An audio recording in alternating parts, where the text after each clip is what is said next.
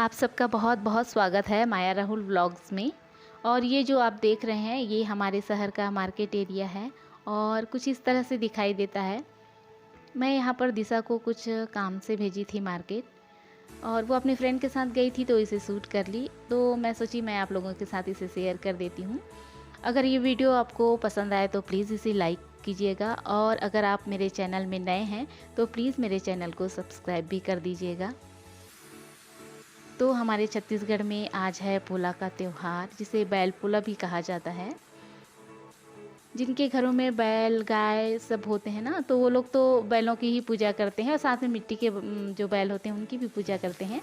लेकिन जिनके यहाँ नहीं होते वो सिर्फ मिट्टी के जो बैल होते हैं और जो चक्की होती है उनकी पूजा करते हैं। तो बस उसे ही लेने के लिए मैं दिशा को मार्केट भेजी थी। और ये पूजा के पहले ये चौक लगाया जाता है, तो बस मैं अभी चौक लगा रही हूँ। और किसी भी पूजा को करने से पहले ये चौक लगाना बहुत ही ज़रूरी होता है, इसे बहुत ही शुभ माना जाता है। तो इसे रंगोली से नहीं बनाते, इसे जो चावल का आटा होता है ना उसी से ये चौक बनाया जाता है और उसको बहुत ही शुभ माना जाता है। अभी लगभग 11:30 का टाइम हो रहा होगा। वैसे तो ये पूजा बहुत जल्दी कर लेनी चाहिए थी मुझे, लेकिन थोड़ा सा टाइम हो गया क्योंकि दिशा जब मार्केट से आई उसके बाद मैं जो मिट्टी के बैल थे उनको धो के पोंछ के रख रही थी, इसलिए भी मुझे टाइम लग गया। और इस तरह से मैं ये चौक बना लेती हूँ, उसके बाद मैं उनको यहाँ पर रख दूँगी। वैसे जब मिट्टी के बैल की पूजा जब करते हैं तो उसमें 4 जैसे बैल रहते हैं ना 4, तो उसके साथ एक गाय रखते हैं। तो इस तरह से करते हैं, या तो 3 बैल है तो एक गाय, इस तरह से रखते हैं। लेकिन यहाँ पर दिशा जो ले आई है 2 बैल हैं तो उनको मैं यहाँ पर रख दूँगी। और साथ में ये चक्की है ना जिसमें पहले पीसा जाता था, जो भी अनाज है उसको पीसा जाता था, तो बस उसकी भी पूजा आज के दिन होती है। और पूजा से पहले चक्की में कुछ अनाज डाला जाता है जो कि बहुत ही ज़रूरी है, तो बस वही मैं कर रही हूँ। मेरे पास और दूसरा अनाज तो अभी नहीं है, जो मेरे पास चावल है उसे ही मैं रख रही हूँ। और चावल को ज़्यादातर चावल ही रखा जाता है यहाँ पर। तो इस तरह से जो पूजा होती है, मेरी तो बहुत साधारण पूजा होती है। जो गांव में होते हैं वो उसको बहुत ही और ही अच्छे तरीके से इस पूजा को करते हैं। और पूजा में ही घर में जो भी पकवान बने होते थे उसको भोग लगाते थे। तो मैं यहाँ तैयारी नहीं कर पाई थी क्योंकि छत्तीसगढ़ का पकवान कुछ अलग ही होता है, जो मैं आगे की वीडियो में आप लोगों के साथ शेयर ज़रूर करूँगी। और जब ये पूजा हो जाता था तब मेरा भाई जब छोटा था ना, तो इसके बाद वो बैलों को ले जाके इसमें चक्के लगाता था और खूब खेलता था, खूब इधर उधर दौड़ता था। और बस सारे बच्चे ऐसे ही करते हैं, खूब खेलते हैं, क्योंकि खिलौने तो गांव में ज़्यादा होते नहीं हैं उस समय तो, और मिलते भी नहीं थे खिलौने, तो यही एक खिलौना था। गुड मॉर्निंग एवरीवन, आप सब कैसे हैं? आई होप आप लोग बहुत अच्छे होंगे। और आज हमारे छत्तीसगढ़ में पोला का त्यौहार है और ये त्यौहार महाराष्ट्र में, मध्य प्रदेश में और ज़्यादातर छत्तीसगढ़ में ही मनाया जाता है, इसलिए सारे लोग इस त्यौहार के बारे में नहीं जानते होंगे। जो किसान होते हैं वो इस त्यौहार को बहुत अच्छे से मनाते हैं क्योंकि उनकी बुआई का काम, बियासी का काम सब हो चुका होता है। मतलब खेती का काम जो बैलों से होता है वो इस समय तक हो चुका होता है। तो इस त्यौहार में बैलों की ही पूजा की जाती है।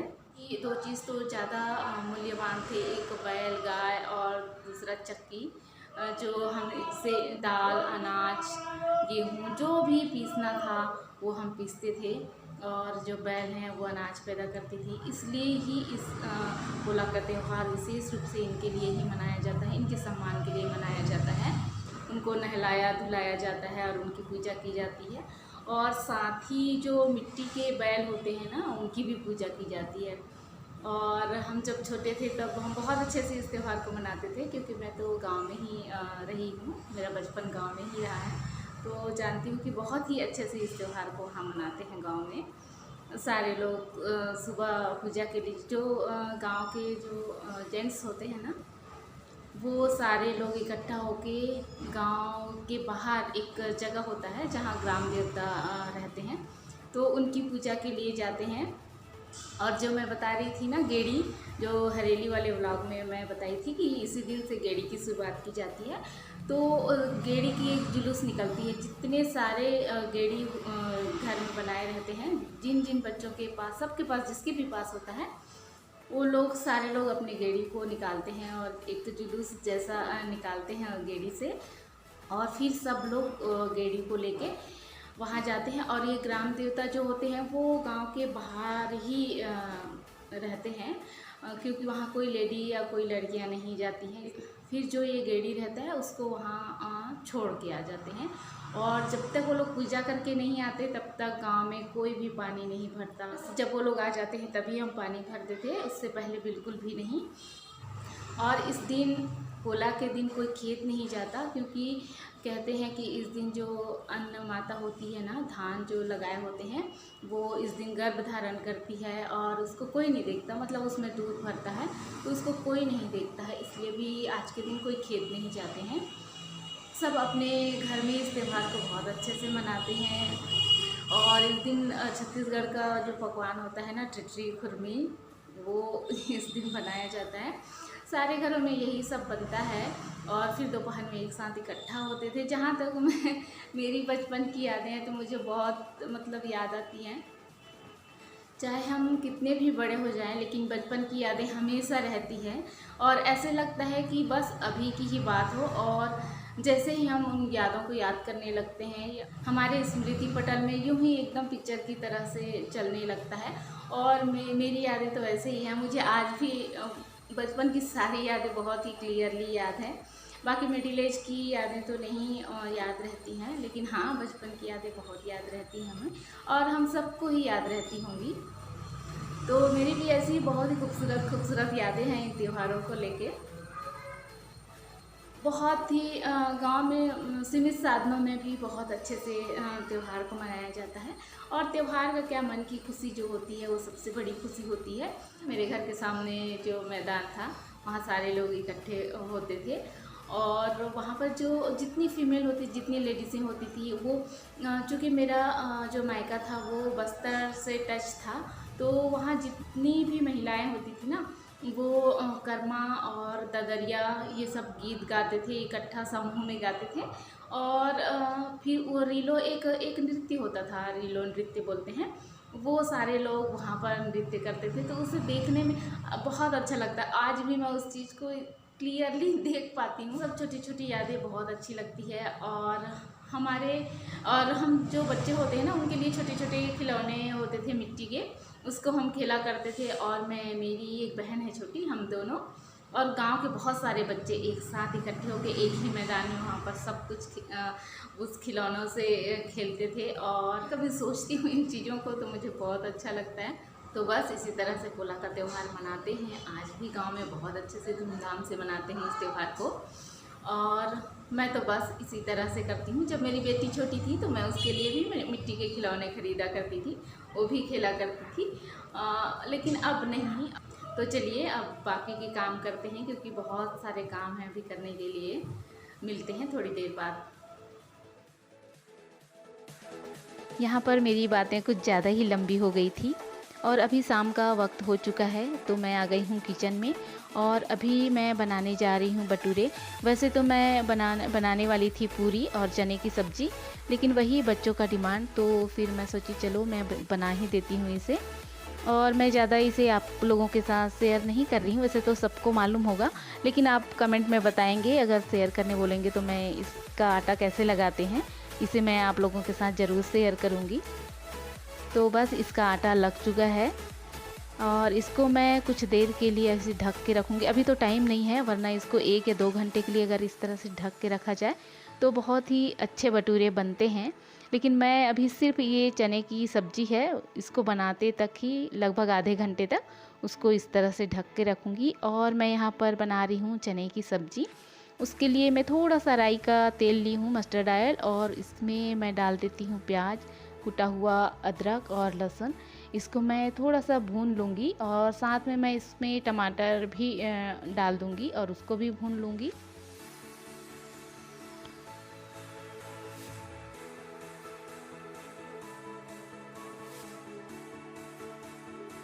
इसे बहुत ज़्यादा नहीं भूनना है, थोड़ा सा भूनना है और उसके बाद इसे मैं एक प्लेट में ठंडा कर लूँगी। और जैसे ही ठंडा ये हो जाएगा उसको मैं मिक्सी ग्राइंडर में पीस लूँगी। इसे एक अच्छा सा पेस्ट बना लूँगी इसको पीस के। और इसके बाद मैं बनाऊंगी काले चने की सब्ज़ी। बच्चे भी हमारे घर चने और पूरी की सब्ज़ी पसंद करते हैं। पूरी हमेशा ही पसंद करते हैं दोनों बच्चे, चाहे वो आलू और टमाटर की सब्ज़ी हो, चाहे चने की सब्ज़ी हो, तो उनको पूरी ही चाहिए होती है इनके साथ। सुबह मैं बनाई थी वही आलू और टमाटर की सब्ज़ी, और पूरी ही बनी थी सुबह भी, इसलिए मैं आप लोगों के साथ उसे शेयर नहीं करी।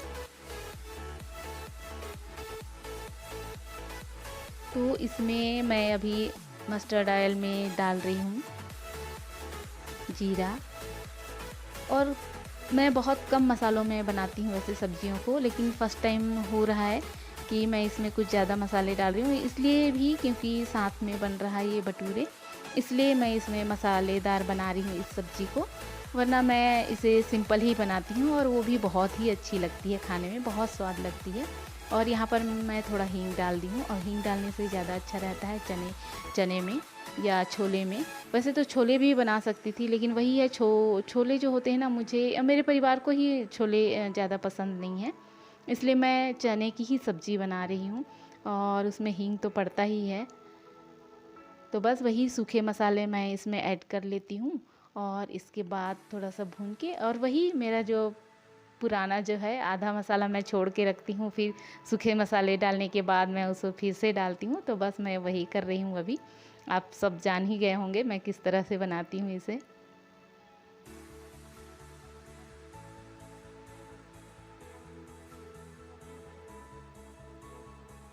और इस मसाले को ज़्यादा भूनने की ज़रूरत भी नहीं होती है, थोड़ा सा भूनेंगे तो, क्योंकि ये पहले ही हम इसको तेल में भून चुके होते हैं, तो बहुत ज़्यादा ज़रूरत नहीं होती है।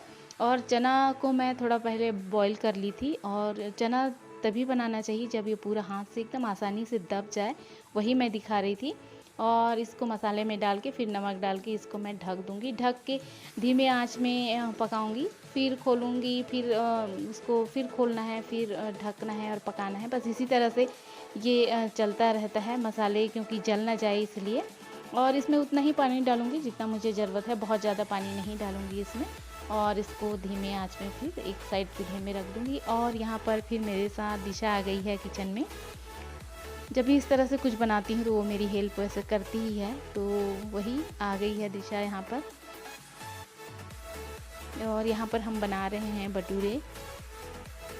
बहुत बड़े बड़े नहीं बनाऊँगी, पूरी से थोड़े बड़े ही बनाऊँगी, ज़्यादा बड़े मैं नहीं बनाऊँगी। यहाँ पर खाना हम ही को तो है, कहीं बाहर तो किसी को दिखाना नहीं है, किसी को खिलाना नहीं है, इसलिए ये चलता है। साइज़ छोटा बड़ा हो सकता है, इसमें कोई दिक्कत नहीं है।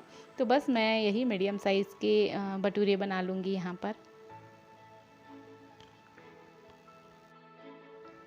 वैसे तो मैदे से बनी हुई चीज़ों को मैं अवॉइड ही करती हूँ, लेकिन कभी कभी बच्चों की इच्छा हो जाती है इस तरह से कुछ खाने की, तो बनाना ही पड़ता है।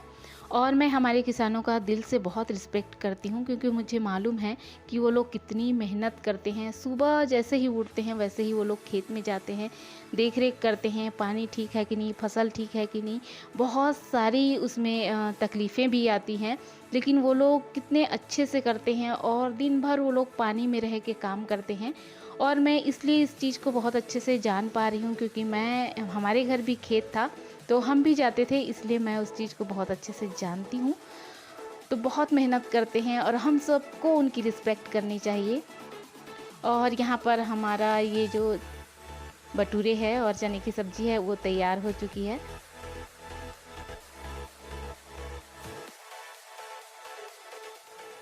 यहाँ पर मैं सबके लिए थाली लगा देती हूँ। तो हम यहाँ पर चारों रात का जो खाना है वो ख़त्म कर लेते हैं, और इसके बाद मेरा काम तो ख़त्म नहीं होता, मुझे किचन में जाना है, बहुत सारा काम है जो ख़त्म करना है किचन का। किचन में जो सामान फैला होता है उसे समेटना पड़ता है, फिर सारा किचन साफ़ करना पड़ता है, ये सब काम मैं रोज़ ही करती हूँ, और सभी लोग करते होंगे। और जितने बर्तन हैं उसको मैं रात में ही साफ़ करके रखती हूँ। क्लीन जब रहता है बर्तन तो अच्छा लगता है सुबह, और सारा किचन जब साफ़ मिलता है सुबह तो मन भी बहुत खुश रहता है, क्योंकि गंदा किचन किसी को भी अच्छा नहीं लगेगा। और मैं तो रोज़ इस तरह से, चाहे कितना भी टाइम हो जाए, कितनी भी रात हो जाए, लेकिन मैं इस तरह से साफ़ करके ही सोती हूँ। तो आज की वीडियो मेरी यहीं तक थी। अगर आप लोगों को पसंद आई होगी तो प्लीज़ लाइक कीजिएगा। हम फिर मिलेंगे नए वीडियो के साथ, तब तक के लिए बाय बाय।